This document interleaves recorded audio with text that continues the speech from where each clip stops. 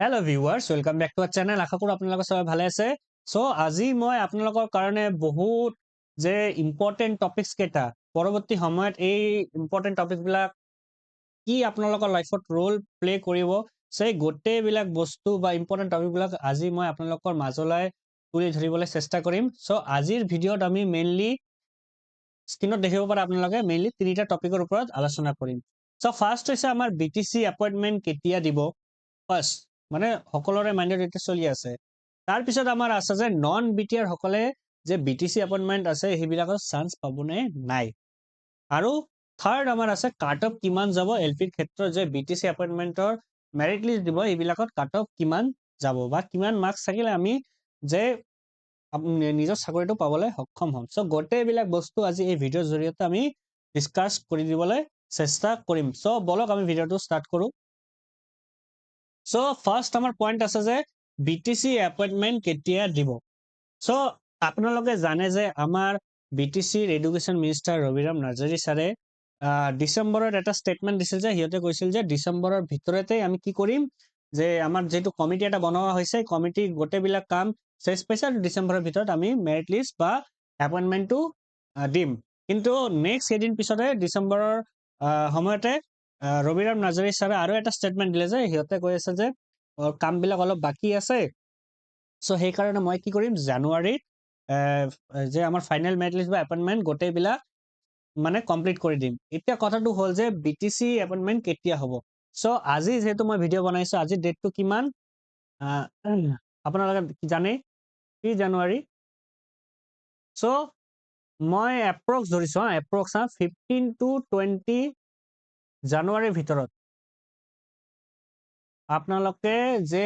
merit list আছে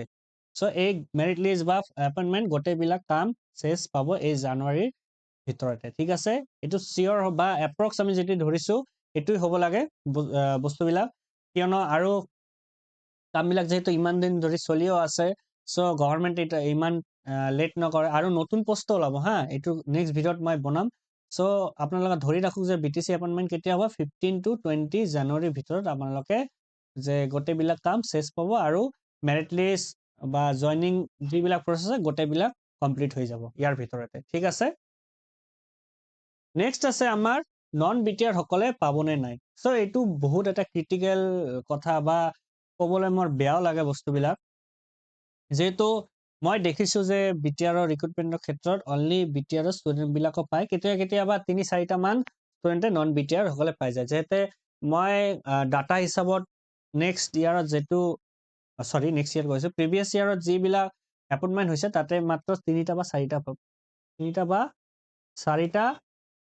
non BTR student সকলে পাইছিল ডিব্ৰুগড়ত মই এপ্ৰক্স যেটো মই ডাটা পাইছো কিন্তু এতিয়া কথাটো হ'ল যে যেহেতু পৰৱৰ্তী সময়ত এটা জইনিং প্ৰচেছ বা মেৰিট লিষ্ট দিবলৈ যাই আছে এই BTC বা বিটিআৰৰ ৰিক্ৰুটমেণ্টৰ নন বিটিআৰ সকলে চান্স পাবনে নাই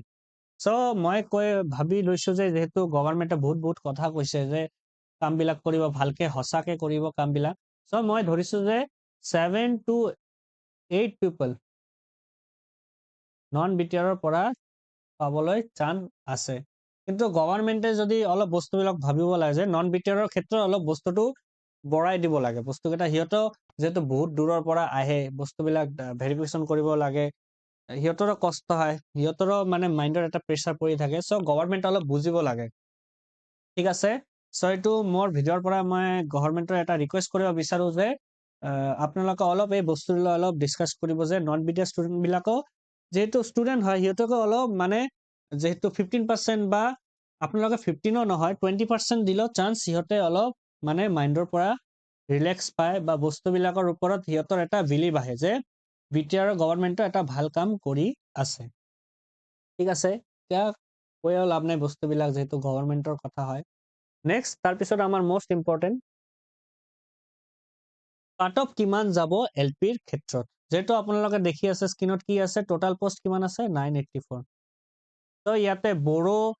আছামিজ বেংগলী হিন্দী আৰু সাম ৰিজাৰ্ভেশ্যন পোষ্ট আছে ফাৰ্ষ্ট আমাৰ এছামিজ মিডিয়াম এপ্ৰক্স পোষ্ট আমি ধৰিছো কিমান পোষ্ট আছে 450 to 450 প্লাছ বা মাইনাছ হ'ব পাৰে তাৰপিছত আমাৰ আছে যে বড়ো মিডিয়ামৰ এপ্ৰক্স পোষ্ট 430 প্লাছ বা মাইনাছ দেন আমাৰ বেংগলী মিডিয়ামৰ এপ্ৰক্স পোষ্ট কিমান আছে 55 প্লাছ বা মাইনাছ হা প্লাছ মাইনাছ হ'ব পাৰে বস্তুটো তাৰপিছত আমাৰ আছে যে Hindi medium approx post 26 plus বা মাইনাছ দেন সাম ৰিজাৰ্ভেশ্যন পোষ্ট এইটো মানে প্ৰিভিয়াছ ইয়াৰত দিয়া আছিল পোষ্টটো তো এইটো ইয়াৰতো থাকিব মই ভাবি লৈছো তো সাম ৰিজাৰ্ভেশ্যন পোষ্ট কিমান থাকিব পাৰে 23 প্লাছ মাইনাছ অলপ বাঢ়িব পাৰে বা কমিব পাৰে তো ঠিক আছে আপোনালোকে বুজি পালে যে এপ্ৰক্স কিমান কিমান পোষ্ট আছে এছামিছৰ ক্ষেত্ৰত 450 বড়োৰ ক্ষেত্ৰত 430 বেংগলী মিডিয়ামৰ ক্ষেত্ৰত 55 হিন্দী মিডিয়ামৰ ক্ষেত্ৰত 26 আৰু সাম ৰিজাৰ্ভেশ্যন পোষ্ট 23 সো এতিয়া কথাটো হ'ল যে এই গোটেইবিলাক মিডিয়ামত কিমান মাৰ্কছ থাকিলে আপোনালোকে নিজক সেফ বুলি ক'ব পাৰে বা বিটিচিত যে এলপিইউপি টিচাৰ ৰিক্ৰুটমেণ্ট আপোনালোকে চাকৰিটো পাবলৈ একদম চিয়ৰ ধৰি লওক যেহেতু গভৰ্ণমেণ্টে কৈছে যে সিহঁতে যে প্ৰচেছটো ডিচেণ্ডিং অৰ্ডাৰ কৰিব যেহেতু যাৰ মাৰ্ক ভাল আছে তাৰ পৰা হৈ একদম কমলৈকে যাব সো এছামিজ মিডিয়াম এপ্ৰক্স বা একদম পাৰফেক্ট আমি যদি কওঁ সিহঁতে ইমান মাৰ্কছ থাকিলে চাকৰিটো পাবলৈ সক্ষম হ'ব সো মই গোটেইবিলাক বস্তু এনালিচিছ কৰি দেখিছো যে আপোনালোকে যদি 64 to 65ৰ ভিতৰত থাকে আপোনালোকে চাকৰিটো পাবলৈ সক্ষম হ'ব একদম চিয়ৰ হৈ থাকক যে আপোনালোকে পাব এছামিছৰ ক্ষেত্ৰত বড়ো মিডিয়ামৰ ক্ষেত্ৰত মই ধৰিছো যে 63 to 64 ইমান মাৰ্কছ থাকিলে আপোনালোকে চিয়ৰ হৈ থাকক এলপিৰ ক্ষেত্ৰত চাকৰিটো পাবলৈ সক্ষম হ'ব বিটিচি এলপিইউপি ৰিক্ৰুটমেণ্টত দেন আমাৰ আহে সৰি বেংগলী মিডিয়াম পোষ্ট কিমান আছে 55 তো বেংগলী মিডিয়ামে যেহেতু কাট অফ কম যায় মই ধৰিছো 58 to 59 ইমান যদি মাৰ্ক থাকে আপোনালোকে চাকৰিটো পাবলৈ চিয়ৰ হৈ থাকক দেন আমাৰ হিন্দী মিডিয়ামৰ এপ্ৰক্স পোষ্ট কিমান আছে 26 সো হিন্দী মিডিয়ামৰ যেহেতু অলপ ভাল ভাল ল'ৰা থাকে বা ব্ৰিটিছৰো ভাল ভাল ল'ৰাবিলাক আছে যেহেতু হিন্দী মিডিয়ামৰ পৰা সিহঁতে বহুতে থাকে সো মই ধৰিছো যে 63 to 64.5 ইমান মাৰ্কছ থাকিলে আপোনালোকে চাকৰিটো পাবলৈ সক্ষম হ'ব আৰু সাম ৰিজাৰ্ভেশ্যন পোষ্টৰ ক্ষেত্ৰত মই ধৰিছো যে 58% আপোনালোকে যদি থাকে আপোনালোকে চাকৰিটো পাবলৈ সক্ষম হ'ব এতিয়া বহুতে ক'ব পাৰে যে স্যাৰ কাট অফটো কিমানলৈকে কমিব পাৰে সো যেহেতু এইটো পালে আপোনালোকে চিয়ৰ তো কাট অফটো মই ধৰিছো যে এছামিছৰ ক্ষেত্ৰত 59 থাকিলে আপোনালোকে ভাবিব পাৰে যে অলপ চান্স আছে বা ইমানলৈকে কমিব পাৰে বড়ো মিডিয়ামৰ ক্ষেত্ৰত মই 58.5 to 59 ধৰিছো ইমানলৈকে কমিব পাৰে ফাইনাল যেটো লিষ্ট আহিব তাৰ পিছত আপোনালোকে দেখি আছে বেংগলী মিডিয়াম মই ধৰিছো 57.5 ঠিক আছে ইমানলৈকে কমিব পাৰে আৰু হিন্দী মিডিয়ামৰ এপ্ৰক্স পোষ্ট কিমান কমিব পাৰে বস্তুটো হিন্দী মিডিয়ামৰ মই ধৰিছো 59.5 to 60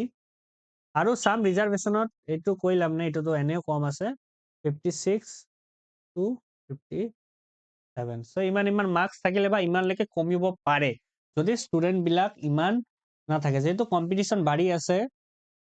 সো মই আপোনালোকক কৈ দিলো যে 64 65 63 এইবিলাক গোটেইবিলাক মাৰ্কছ যেটো মই আগতে ডিসকাস কৰি দিছো এইবিলাক মাৰ্কছ থাকিলে আপোনালোকে চিন্তাই কৰিব নালাগে আপোনালোকে চাকৰিটো পাবলৈ সক্ষম হ'ব